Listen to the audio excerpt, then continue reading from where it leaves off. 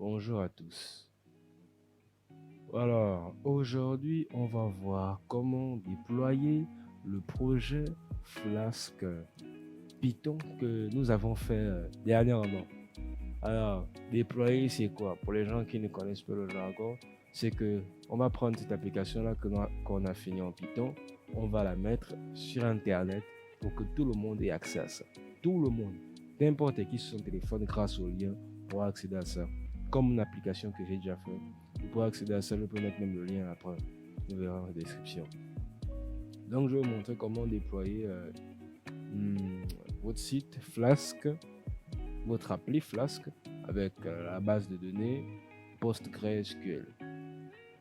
Et pour ce faire, sans plus tarder, on va aller sur ce site-là, render.com.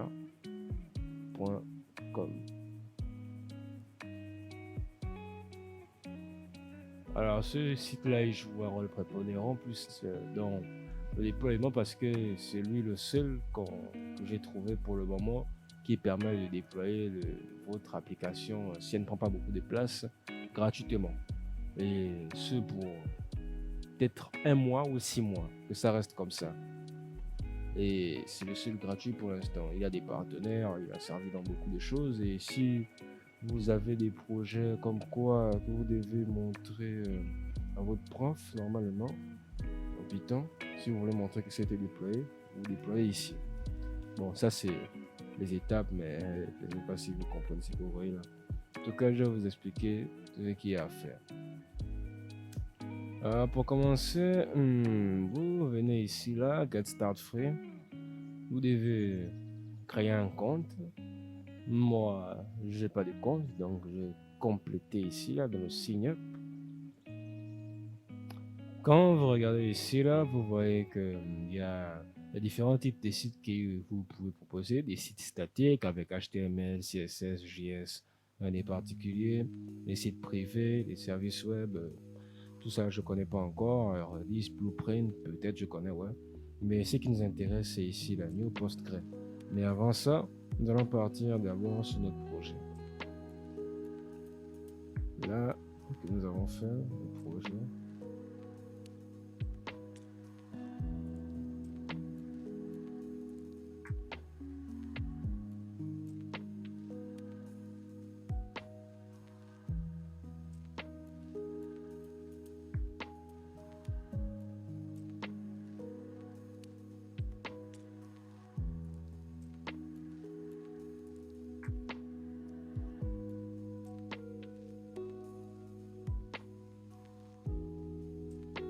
Vous entrez dans votre projet.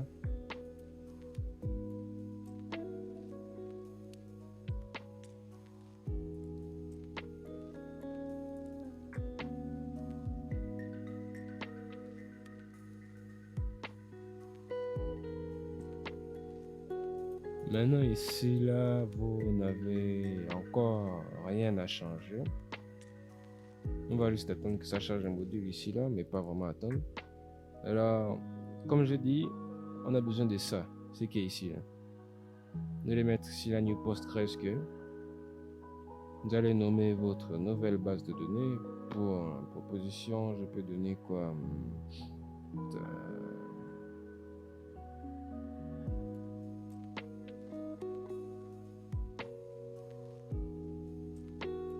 Question.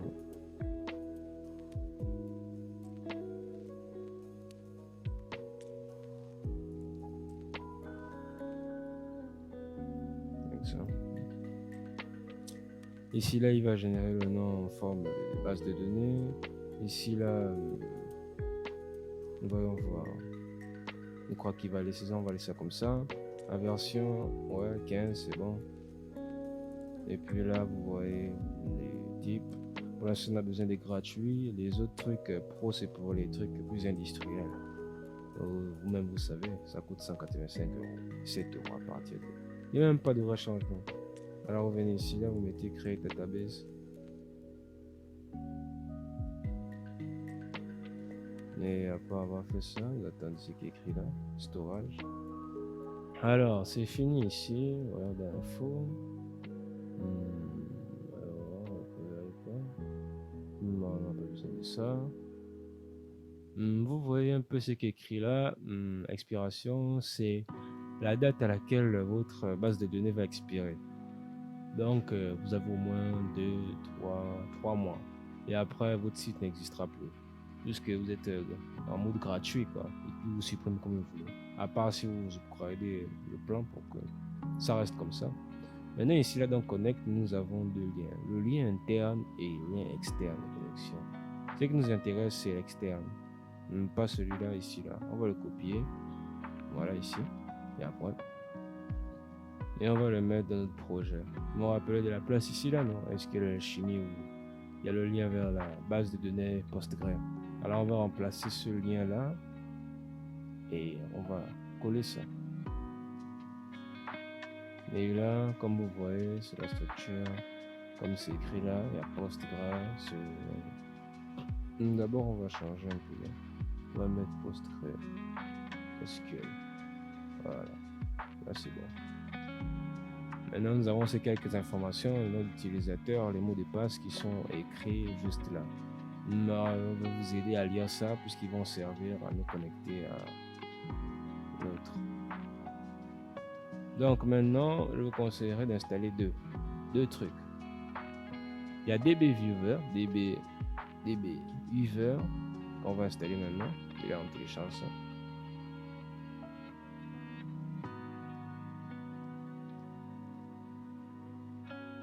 Venez sur c'est gratuit.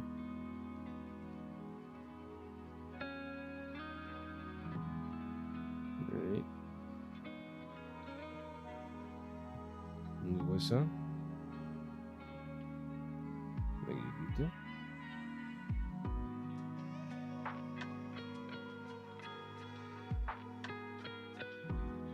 En français, mettez juste suivant, formule. Ne pas être inclus dans vos choses.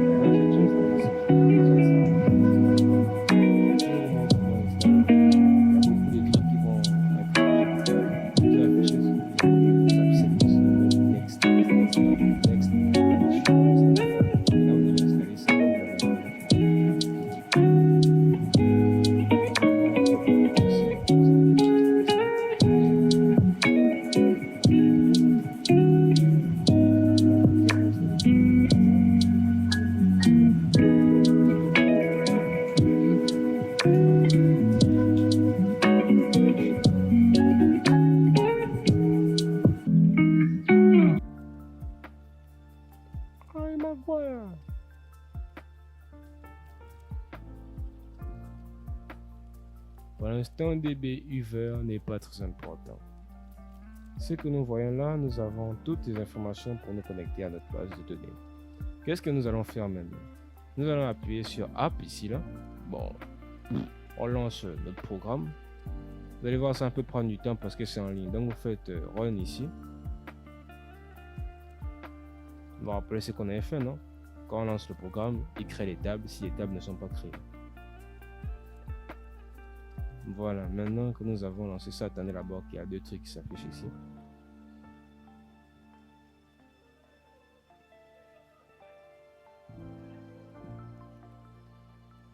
Ok. Maintenant vous faites ça, vous cliquez sur ça, vous faites entrer.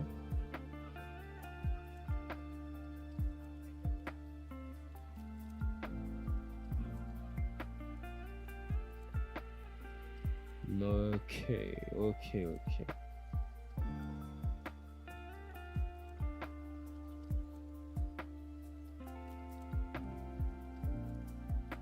Bon, maintenant que c'est fait, ce que nous avons fait la dernière fois, c'est que nous avons vérifié dans la base de données que les tables user et contact ont été créées. C'est ce qu'on va faire avec DBViewer qui va se connecter avec la base de données qui est en ligne grâce aux informations qui sont données juste ici, juste là.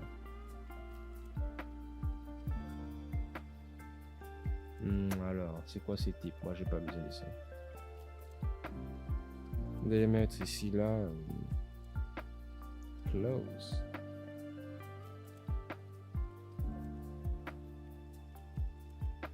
Close. On avait un truc là qui s'appelle Tango User. Mais bon, ça c'est mes données passées. Alors vous allez venir ici là. On s'écrit une nouvelle là. Vous cliquez sur une nouvelle connexion. On va cliquer sur l'éléphant. Vous allez mettre Next parce que c'est Postgre. Et maintenant ici là, les informations qui sont à remplir. Vous allez bien lire ce qui est écrit dans le lien qu'on vous a donné. Déjà ici, nous avons le nom d'utilisateur. Attendez, si on regarde un peu la structure, si on se rappelle un peu, on va voir ici.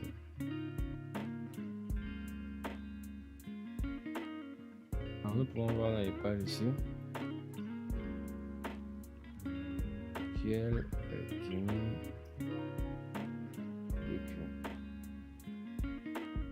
Ici là, Quickstart, voilà.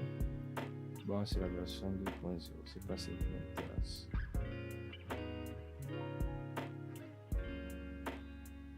Et vous venez ici dans configuration. Vous voyez qu'ici là, la structure des bases de données Postgre.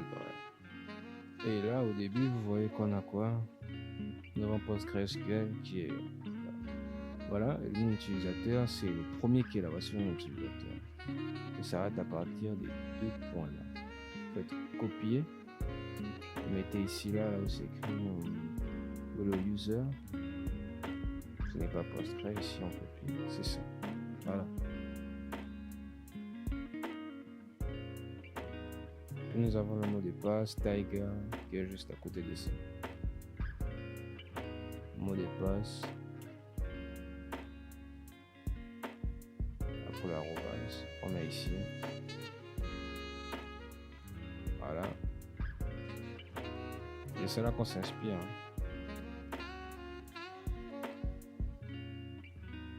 Après localhost, en tout cas ici nous avons notre base de données. Notre base de données. Et ici là, on va copier là, on met ça, voilà. Et là, vous voyez que ce qui reste, c'est celui qui est là au milieu. On va le prendre. Le copier. Et on va mettre ici là. Au niveau des hôtes. Voilà. Alors que maintenant, c'est fait. Tester connexion. Vous voyez, c'est écrit base de données connectée. Même si ça a pris beaucoup de temps, là c'est écrit, donc vous êtes connecté maintenant avec votre base de données en ligne. Après, vous mettez OK ici là. Donc vous avez fini, vous faites Finish. Ça va apparaître ici là. Maintenant, vous allez dérouler pour faire un peu comme si j'étais sur Postgre. Hein. Dérouler ça, Power. Vous attendez. Puisqu'on a lancé notre application, on va vérifier si les tables ont été créées. Là, vous ouvrez Database encore ça. Dans Schéma, mettez Public. Et là, dans Table, vous voyez, là, il y a Contact et User. Ça veut dire que les tables existent. Pour le faire. Bon, c'est pas que ça m'affiche là, mais... Non, c'est structure. Non, User. La même chose sur l'autre truc, passer, donc appeler, vous connaissez tous avec les joints de autre chose. Et puis, etc. Maintenant que vous avez fini ça, la prochaine étape, c'est... Maintenant, je tiens à vous prévenir. Vous avez le choix entre la pilule rouge et la pilule bleue ou les deux en même temps. Quand vous allez changer la structure du projet là, ce sera maintenant un projet en ligne. À chaque fois que vous modifierez, vous l'implémenterez dans votre dépositoire qui modifiera instantanément ce qui se passe sur la page, genre en ce moment sur le site. Vous pourrez faire ça. Mais en local, si vous voulez modifier sans vouloir avoir besoin de modifier quelque chose encore sur la version en ligne, vous pourrez garder une deuxième version. C'est ce que vous allez faire tout de suite là.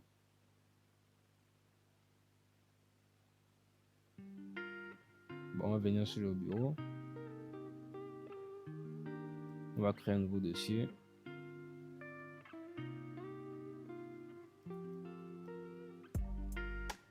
Local project. Et on va copier tout ce qui est dedans.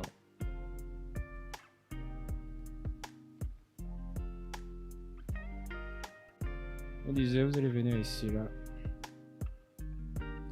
Sur votre compte que vous avez créé à peine, vous allez faire créer un reposite. Vous allez nommer ça comme vous voulez, c'est le nom de votre projet. Moi, je vais appeler ça Friend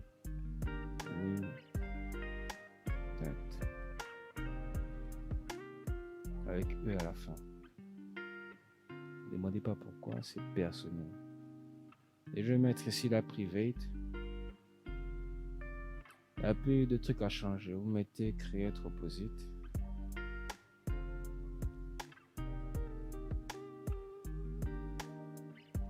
Sinon, on vous montre les commandes que vous avez à faire. Tout ça là, tout ça là, tout ça là. Maintenant, vous allez venir ici là. De votre terminal, vous allez faire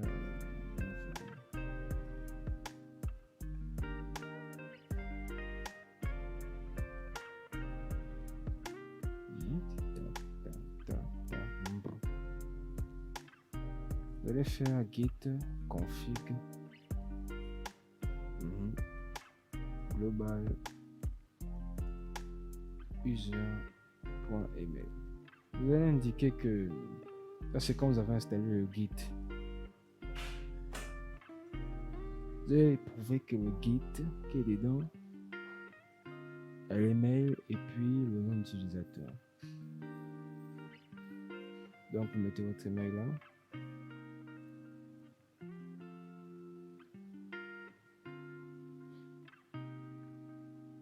Vous voyez ça, voilà. Et ici vous allez changer. Vous mettez maintenant le nom d'utilisateur. Vous allez faire ça avec votre compte aussi.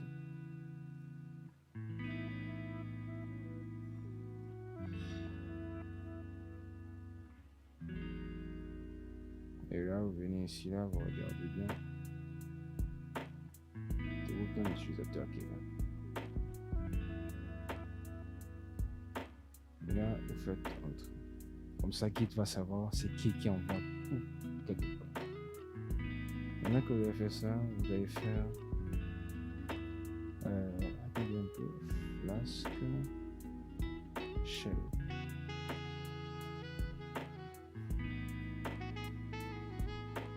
Alors, quand il dit ça, patati patata.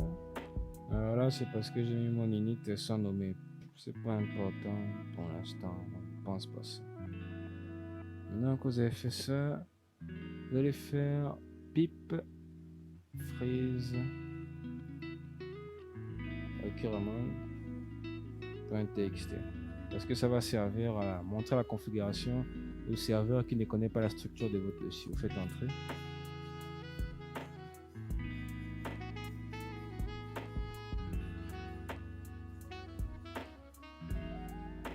Maintenant que vous allez faire ça, vous allez mettre vous voyez ce lien qui est là, vous allez copier ça. Attendez, voilà, vous copiez ici, vous allez mettre ça ici. Donc voilà, vous faites entrer et là on dit quoi, fatal quoi.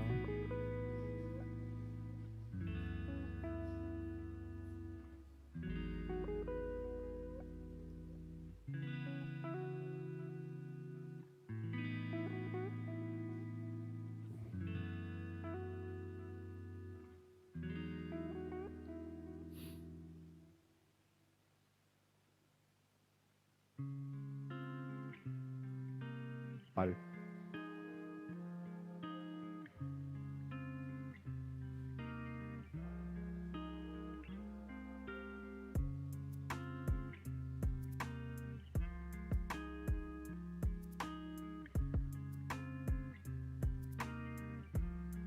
J'avais oublié de mettre git init au début pour que ça crée le dossier git. Mais non, après que je fais ça, je vais faire le pip phrase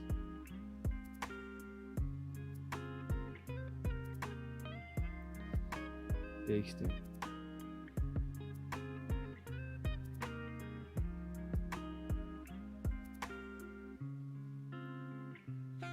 Copier le lien de ce qui est là.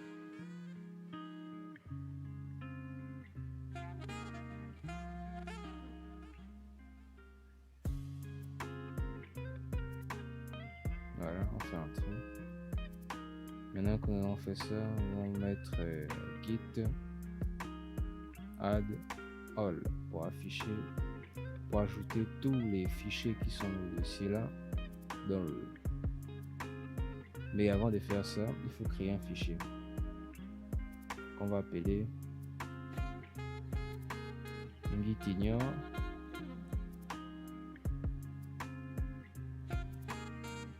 qui va se charger d'ignorer les fichiers qui ne sont pas importants.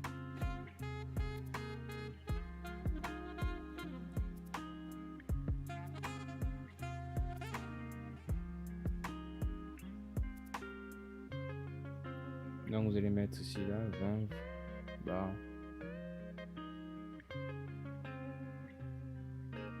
et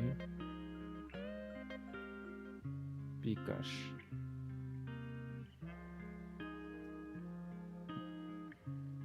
Faites donc git all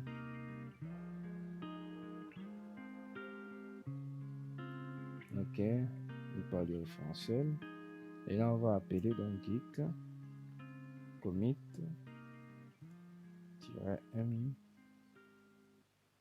initial commit pour prendre maintenant tous les fichiers en ce moment dans le dossier gestion des contacts et l'envoyer vers ce lien là. Faites entrer. Voilà, ça tout envoyé. Et après ça, vous allez mettre git push origin master.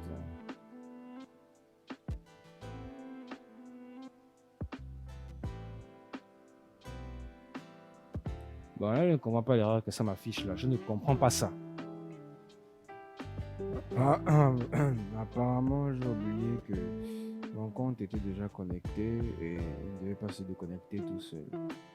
Alors, je vais faire ça.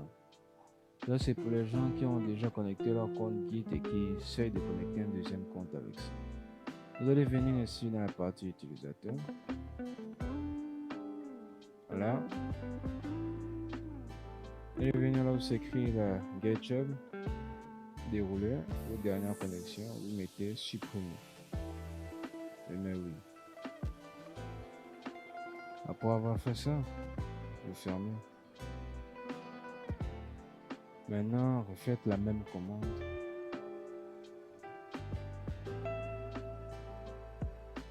Vous voyez, non? Maintenant, là, je vais me connecter, vous n'allez rien voir du tout.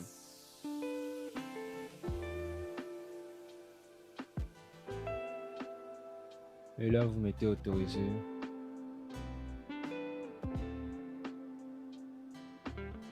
Vous voyez, ça a été en tout cas annexé. Maintenant que vous avez fait ça, que c'était annexé, vous pouvez voir ici, là.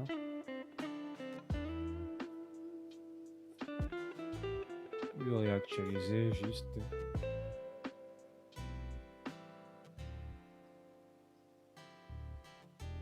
Vous verrez qu'il y a tous vos trucs qui sont ici. Là, ce n'est que le début. Maintenant, la suite, ce qu'il y a à faire, c'est que vous retournez sur votre site là, render.com. Nous allons créer la liaison avec le projet. Donc, vous venez ici là dans New Web Service et vous choisissez GetJob bien sûr. On va demander d'autorisation et leur répondre si vous faites confiance. Oui.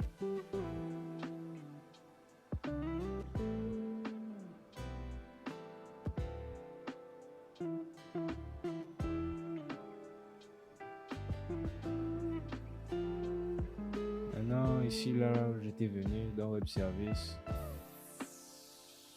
Reposite. Maintenant, on va mettre connecter notre compte GitHub.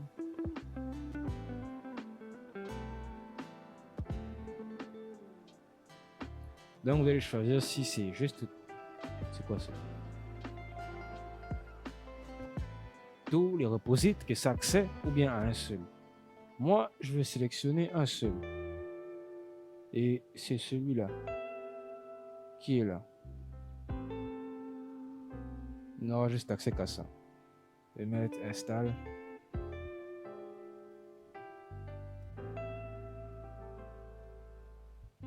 Après avoir fait ça, je vais vous parler de Connect. Hein. Bien ici.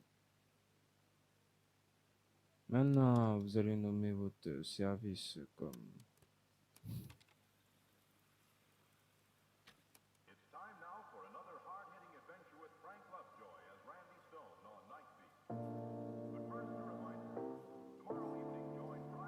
Ou bien vous laissez juste friendly contact. C'est tout. Maintenant, master ici, vous laissez tranquille. Maintenant, vous allez devoir installer un truc vers... Et là, il y a Gunicorn requis pour ça. On a carrément failli oublier. Vous venez ici, là, vous allez taper pip install Gunicorn. Mettez pip install Gunicorn. Faites entrer. Puis on va refaire un pip freeze là.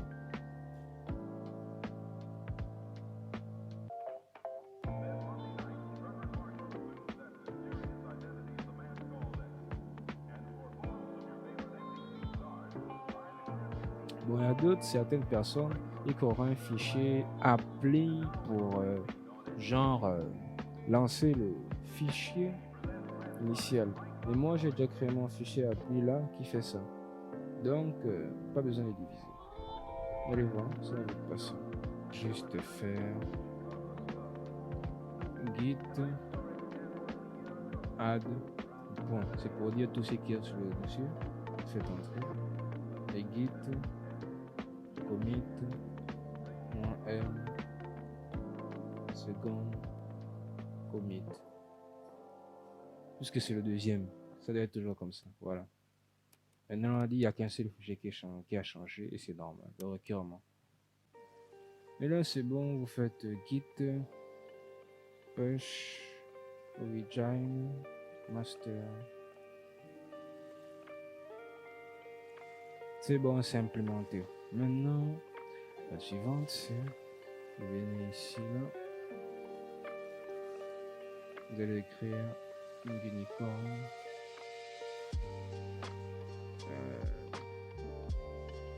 On va voir, c'est app, mon appli. Mon fichier appli qui s'appelle appli, là. .app.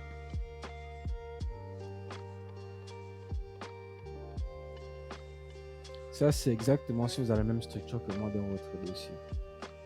Alors, descendez là. Vous avez besoin de faire avancer. Vous faites là, avancer. Ajoutez des variables d'environnement, des secrets, des fichiers secrets. Santé, checkpad, prototype, auto-déploie, yes. Voilà. Bon, maintenant, vu qu'on n'a pas besoin de ça, vous allez faire juste créer un web service. Un peu, il n'y a pas un lien qu'on peut personnaliser là. Voilà, on fait ça. Et là, on attend.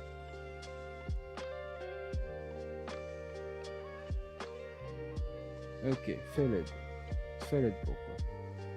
On dit ici, il y a the PIP version 20 tractor however is available. Ça veut dire on dit aussi no matching. Voilà, on dit ici no matching. Flask, la version des Flask que j'ai ne matche pas avec leur version requise. Et eux ils disent quoi? Et ils ont besoin, ils peuvent seulement aller de ça s'arrête à 2.5, 2.5. Donc il faut que je retrograde ma version Flask. Et je crois qu'il y a deux trucs suivants comme ça qu'il faut modifier. Mais je devrais mettre à jour d'abord mon Python là. Donc je vais faire. Je vais utiliser cette fonction là. Pip install web. Je vais utiliser ça. Voilà. Web, ouais. Mistake. C'est fait la technologie steak. Voilà, maintenant qu'on a fini ça, on va d'abord retrograder Flask. Et pour ce faire, on doit le désinstaller déjà.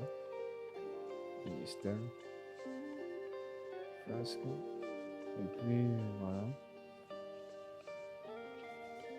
Je mets yes. C'est bon, c'est faux. Maintenant, on va le réinstaller en faisant pip install force. Réinstalle Flask 2.5. C'est la dernière version qu'elle a, je le rappelle. Dernière version qui peut marcher. C'est mieux qu'on met seul des 0.0 quelque chose comme ça, des trucs un peu bizarres. Et là, ça va réinstaller.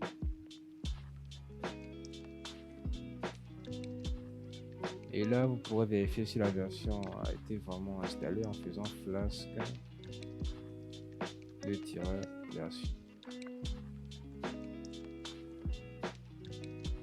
Vous voyez, non? Flask c'est 2.5. Maintenant, il y a WorkZap aussi que je pense que je dois changer.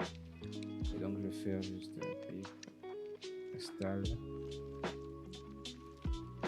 force install WorkZap 3. Et là, top, c'est parti. Et là, si je veux vérifier, je refais en commande une commande. Vous voyez que c'est écrit 2.2.3 là, ce n'est plus 2.2.6. C'est ça qui est écrit là, je crois. Ouais, c'est ça, 2.3.6. Maintenant, on va modifier là, dans le pip freeze, pour qu'il réimplémente ça au connard qui gère les choses là-bas, le stagiaire. TXT, entrée. Ok. Maintenant, vous allez faire git add pour ajouter tous les fichiers. Là, vous mettez git commit et vous savez c'est quoi? C'est le troisième bloc field. Vous faites comme ça pour à chaque fois que vous voulez modifier un truc dans votre fichier, vous voulez implémenter ça directement, ça sera modifié dans GitHub et ça sera modifié sur le site principal qui sera déployé. Vous verrez vous-même. Donc vous mettez ça, vous mettez entrée. Voilà, on dit un fichier à changer. C'est presque vrai ça. Et puis vous allez faire aussi git patch origin master. C'est ce qu'on fait toujours à la fin pour que ça passe.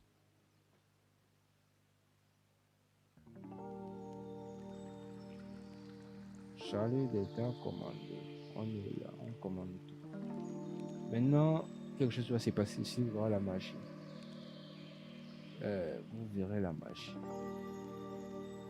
Maintenant, je viens ici dans environnement. Event. C'est en train d'essayer de relancer. Maintenant, on attend. On attend.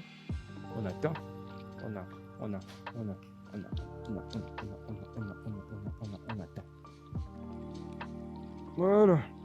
Vous avez déployé votre machin truc chose. Voici le lien, il est là. Vous allez cliquer sur ça pour cliquer dessus. Voici, vous avez votre application qui a été créée. C'est le lien sur Internet. Regardez bien ce lien-là. Vous partez sur Internet, vous tapez ça, vous allez voir, c'est ce qui va apparaître pour 3 mois, juste 3 prochains mois. Maintenant, vous allez déployer ça, vous pourrez montrer ça sur votre CV, que vous savez faire ça, peut-être, vous mentez. Vous ne dites même pas que c'est un youtubeur assez talentueux qui vous a montré comment on fait ça. Vous n'avez pas besoin de le mentionner. Je n'ai pas besoin de ça. Mettez là, vous n'avez pas de compte, bro. Vous n'avez pas de compte, non? Vous devez créer un compte. Donc,